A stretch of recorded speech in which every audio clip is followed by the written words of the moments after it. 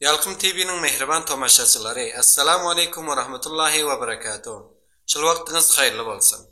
Men İzzetullah Adil, sizler meni Yalqım TV kanalında YouTube'da görüp otyapsyňyz. Dostlar, bugünkü programda hurmatly ustadymyz Yakup Beyat aganyň watan hakynda, watan hicrinde we firaqynda ýazan şiirlerini sizler bilen bile paýlaşjak. Ondan öň hurmatly Beyat aganyň özleri hakynda gysgaça maglumat berjek. Mulla Safar'ın oğlu hurmatly Yakup Beyat sene 1345 Hicri Şemsi yılında Ağça Ulusuallygynyň Şirek obasında dünya gelen. Hurmatly Beyat ağa mektep we dini okular bilen maşgullanyp ýörkä, watanyň durumy emniyet ýüzesinden bozulup sene 1364 Hicri yılında öz ailesi bilen Pakistan göçýärler. Hurmatly Beyat 6 ýyl soň ailesi bilen Pakistany Arabistan üçin terk etýärler. Ustad Yakup Beyat ýaşlygyndan tijaratlyga baş urup öz ýaşaýyşyna dawam berýär. Olaryň türkmençilik we türkmen ferhengi we edebiýaty üçin etýän zähmetlerini ähli türkmen doganlarymyz sosial medialarynda görüp şahitdirler.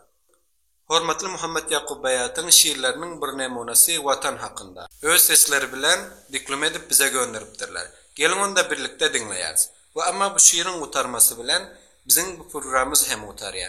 Onda bolsan daha yine gelecek video çelli her bireklerinizi kudretli güçlü Allah Teala tapşıryan. Ni de bolsaňyzam hoş sağ bolun. Allah yarlaňyz bolsun. Wetenim ýaşlygymdan gawga başda wetenim senden aýrylyp ömür geçti ýurtdan daşda wetenim senden aýrylyp ne yılgırdım ne de güldüm, yüz tutmaktan katı soldum, özgelere imit buldum, vetenim senden ayrılıp. Vetensizlik candan öttü, başım ağıp huşum gitti, teşviş bilen gaýgy ýutdy, vetenim senden ayrılıp.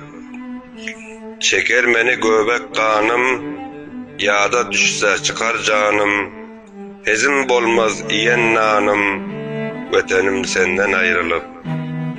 Ülkem seni çok özledim, umidinde kän gözledim, dilip bağrımı dozladım, vetenim senden ayrılıp. Bayat aydar dilegimdir, abadanlık geregimdir, gayri yollar seregimdir, vetenim senden ayrılıp. Onu verip dinlediğiniz için minnettar.